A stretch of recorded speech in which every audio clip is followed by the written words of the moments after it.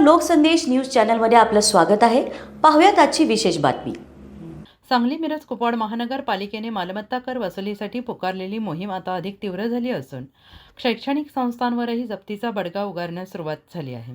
महापालिका आयुक्त श्री सत्यम गांधी यांच्या आदेशानुसार आज कुपवाड येथील उपाध्यगर हायस्कूलचे प्रशासकीय कार्यालय आणि स्टाफ रूम सील करण्यात आला आहे।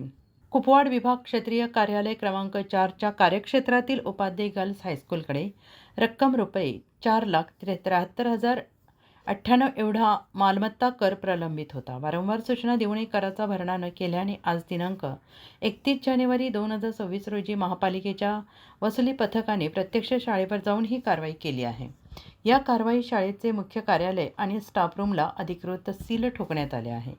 शैक्षणिक संस्था असूनही कराची मोठी रक्कम थकवल्याने प्रशासनानेही कठोर भूमिका घेतली आहे। या कारवाईमुळे कुपवाड परिसरातील इतर मोठ्या थकबाकीदारांचे धाबे दणाणले आहेत। दरम्यान महानगरपालिका प्रशासनाकडून जप्तीची मोहीम दररोज राबवण्यात येते आहे। ज्या मालमत्तांवर जप्तीची नोटीस बजावण्यात आली आहे त्यांनी आपली जप्ती वॉरंट रद्द करण्यासाठी आणि मालमत्ता सील होण्यापासून वाचवण्यासाठी तात्काळ आपल्या विभागाच्या नागरी सुविधा केंद्रावर कराची रक्कम जमा करावी असे आवाहन आज प्रशासनाकडून करण्यात आलं आहे। सहाय्यक आयुक्त श्री आकाश डोईफळे, कर अधीक्षक श्री मोहन कलगुडगी, वॉरंट ऑफिसर श्री अशोक कोळी आणि कुपवाड वसुली पथकातील कर्मचारी हजर होते। लोकसंदेश न्यूज प्रतिनिधी अजय माने यांचा रिपोर्ट।